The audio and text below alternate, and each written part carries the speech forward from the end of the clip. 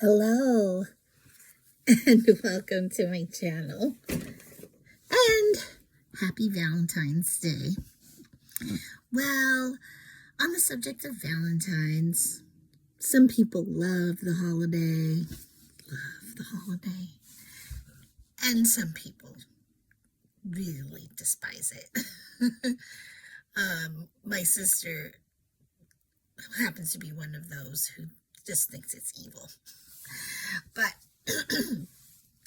I will say that I can understand both both sentiments. And I've just chosen to, most of the time, just dwell on the opportunity or the capacity that I think it has for dwelling on what true love really is.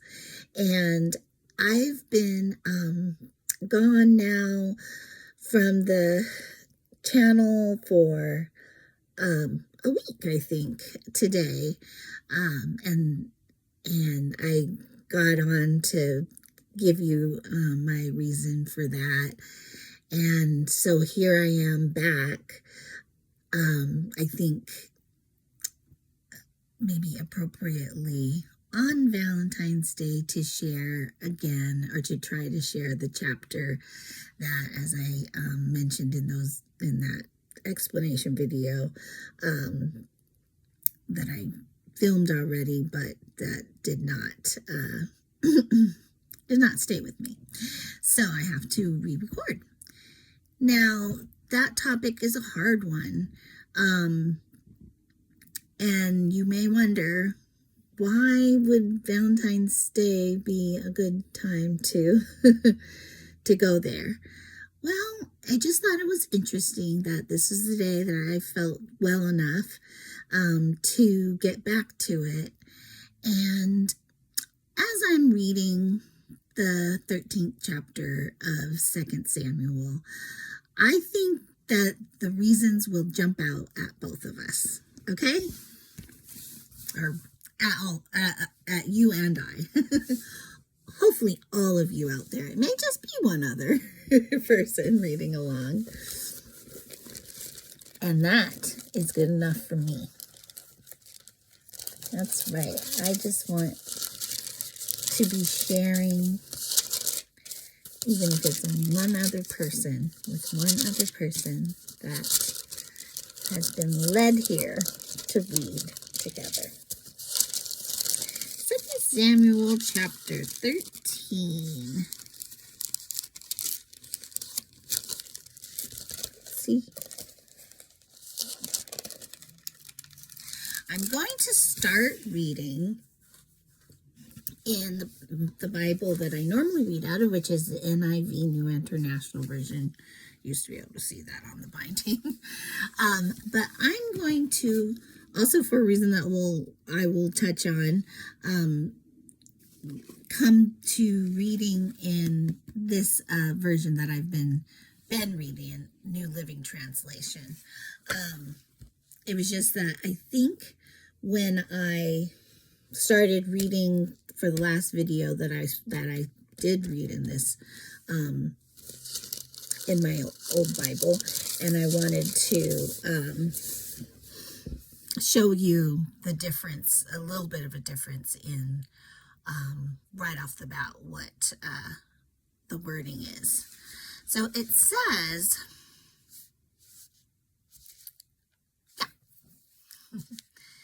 oh no, I must not have, because I read out of the Bible that had a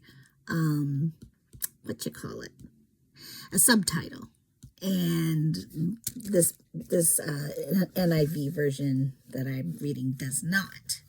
So let's see what this translation says. It says, in the course of time, Amnon, son of David, yes, it uses the same wording, fell in love with Tamar, the beautiful sister of Absalom, son of David.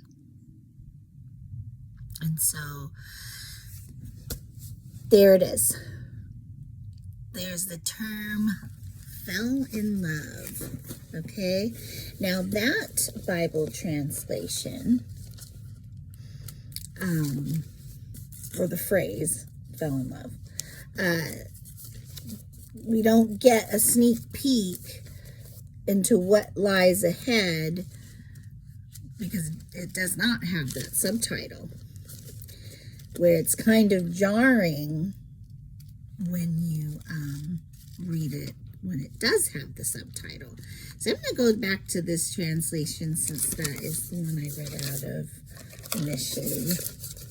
Sorry, I'm doing a lot of fidgeting around here. Okay, now we're back. So the subtitle to this chapter is The Rape of Tamar. And I'll read that again, first verse. Now David's son Absalom had a beautiful sister named Tamar, and Amnon, her half-brother, fell desperately in love with her. Okay, so it doesn't say that who raped Tamar in that subtitle as I had thought it did, but I'm going to tell you that it was I had said I think I had said Amnon when I was recalling it and left that video talking about how I had recorded it and lost it. I think I said Amnon. Yeah, Amnon's a different person. Okay, I feel bad. Don't mean to attach that to someone else. So David's son Absalom. Okay, so my mistake there. And then Amnon. Oh, it is Amnon. Okay, let me slow way down. Now David's son Absalom had a beautiful sister named Tamar, and Amnon, her half-brother, fell desperately in love with her. Okay, so Absalom is the one who is her full brother, and Amnon is her half-brother. Okay, yeah, and he's the one who fell desperately in love. And so that's why I said today seems to be an apropos time to get back to this chapter, because we in our culture and Valentine's Day in so many ways really undergirds this concept. We symbolize love in ways that are different than what I think how the Bible symbolizes. Now they talk here. This translation of words is also, I think, a bit of a misnomer, or is a bit misleading, because it says it's basically the idea of falling in love, like something that happens to you where it's more of an emotion that they're talking about here, right? It's his feeling for her. But we know that in 1 Corinthians chapter 13, where it talks about love in the Bible very, descriptively, it's all about what you do or you do not do when you're talking about practicing love. Okay, so love, it's patient, it's kind, it does this, it does that, it does not do this, it does not do that. Okay, so that is very descriptive of what love does. It's action. Okay, not feeling. not something that comes over you, right? So to fall in love is a bit of a tricky, sticky way of visualizing love. And let's just keep that in mind, because I've been very adamant in my heart and in my mind, that I want the true meaning of love to be spread, because I'm a Christian and I know what true love is. I know that it's important for us to understand how to love one another, because that's what God is asking us to do, right? But again, in our societies and cultures, in mine, it has been very marred, right?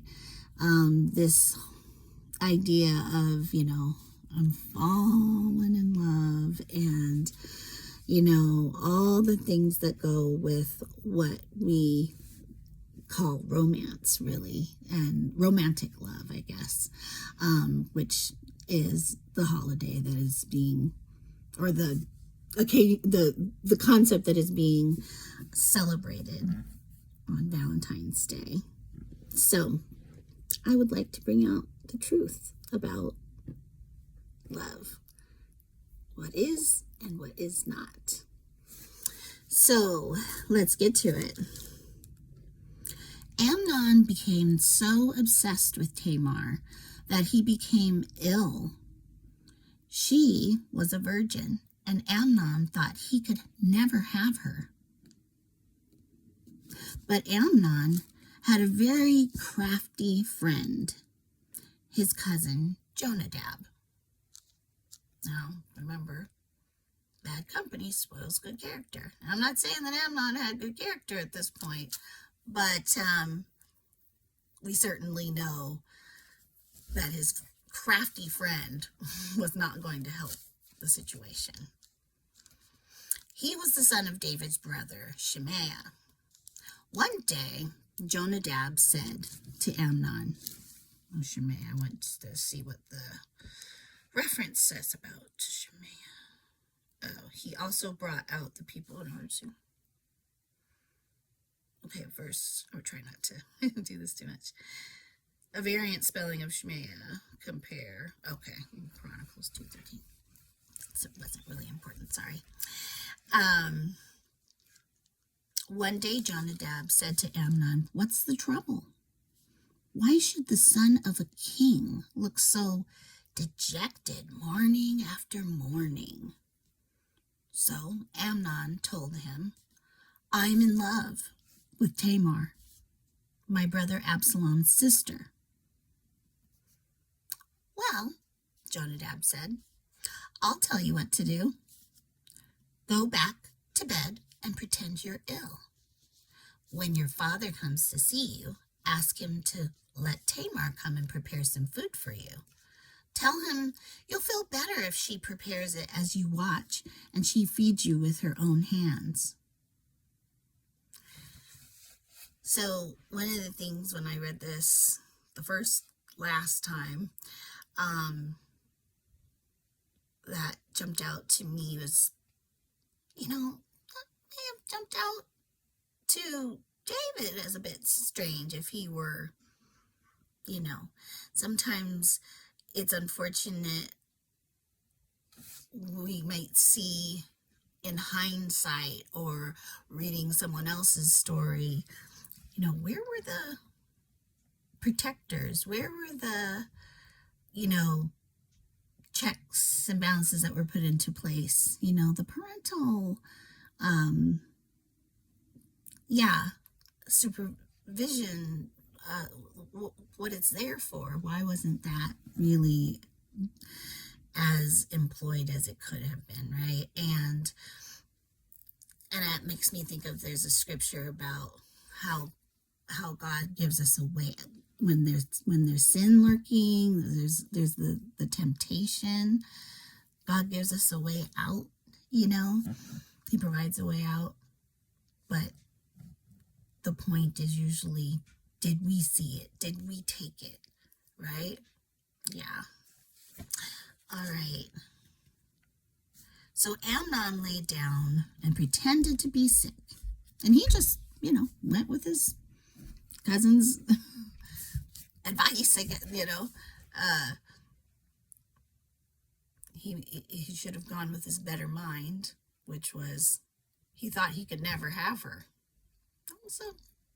That was a good thought that he had.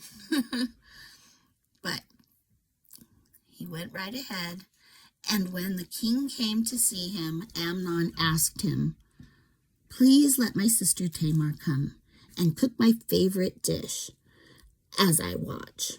Then I can eat it from her own hands." So David agreed and sent Tamar to Amnon's house to prepare some food for him.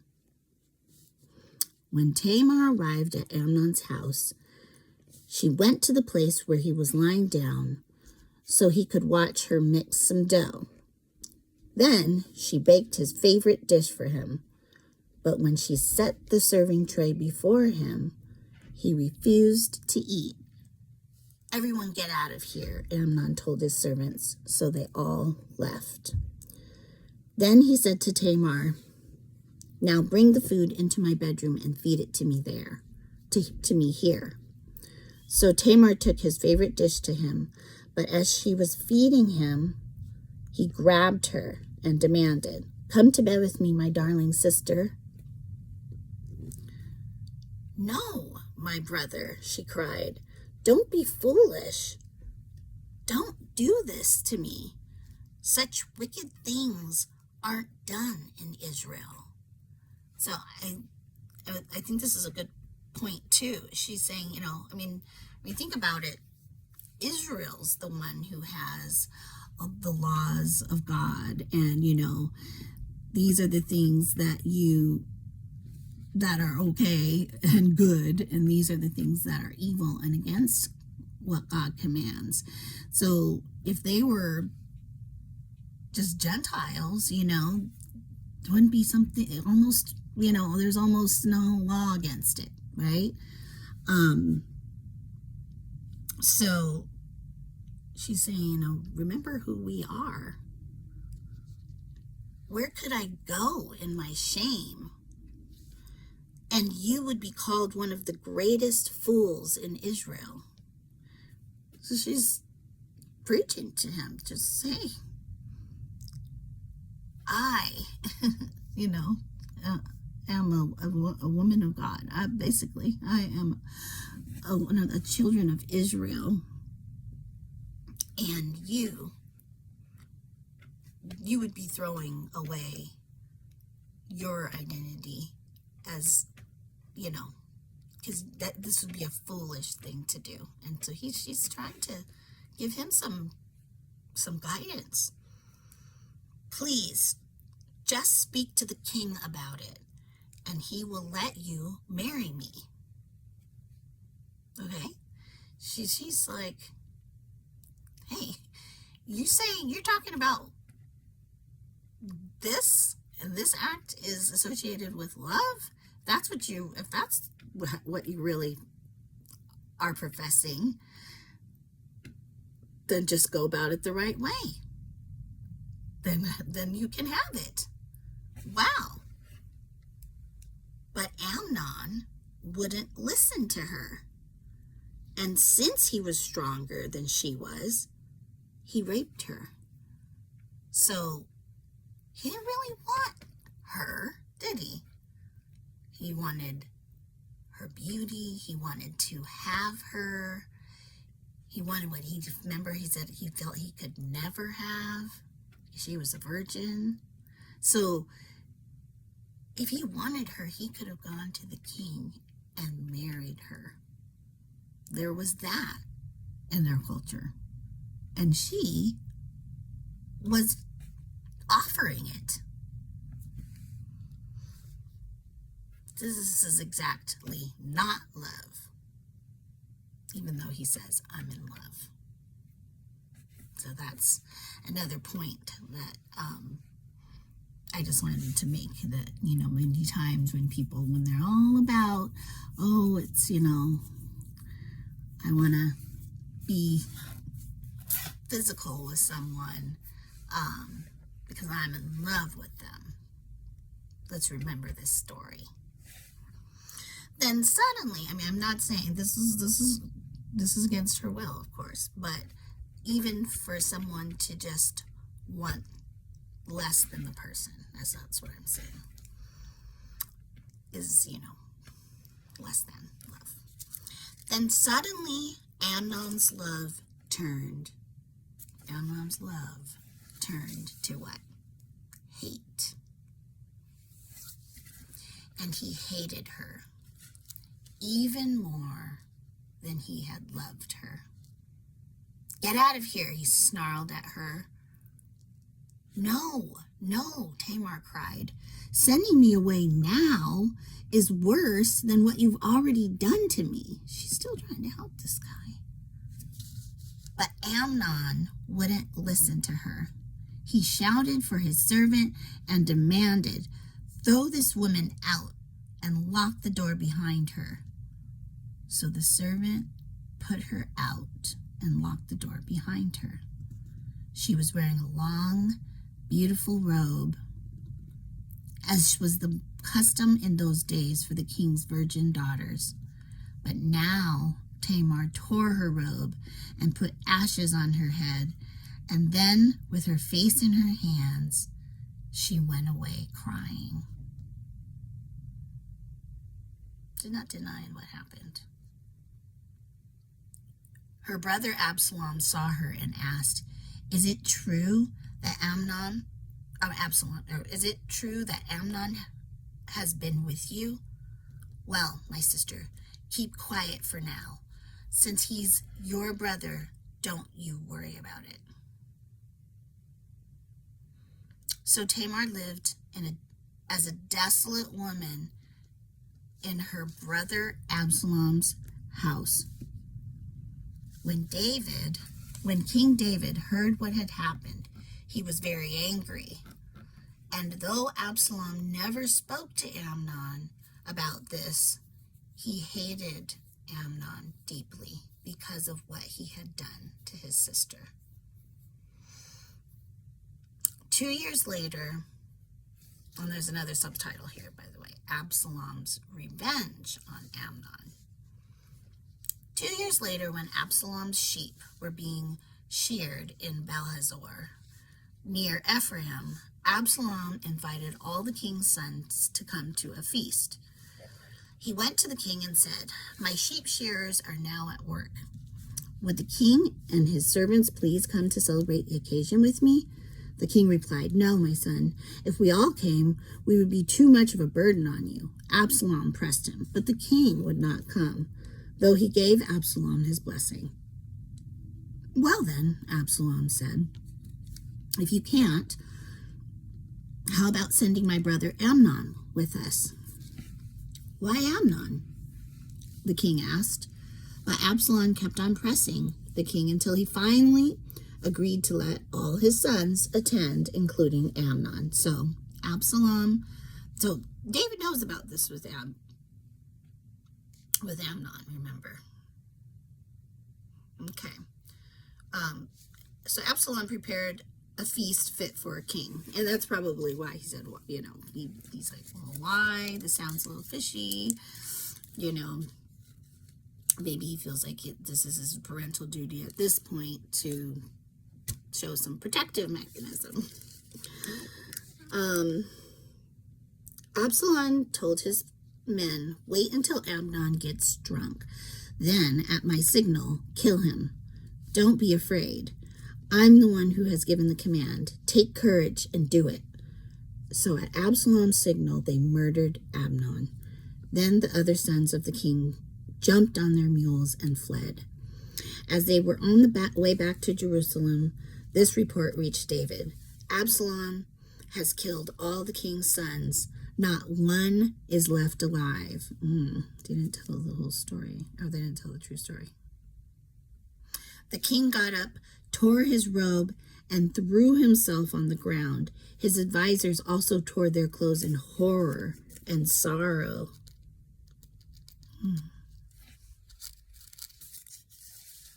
Let's see. Because they only killed Amnon.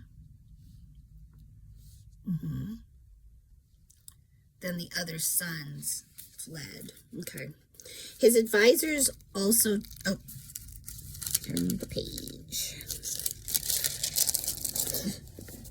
But just then, Jonadab, the son of David's brother Shimea, arrived and said, "No, don't believe that all the king's sons have been killed. It was only Amnon. Absalom has been plotting this ever since Amnon raped his sister Tamar." "No, my lord, the king, your sons aren't all dead. It was only Amnon." Meanwhile, Absalom escaped. Then the watchman on the Jerusalem wall saw a great crowd coming toward the city from the west. He ran to tell the king, "I see a crowd of people coming from the Horonaim road along the side of the hill." "Look," Jonadab told the king, "there they are now. The king's sons are coming, just as I said."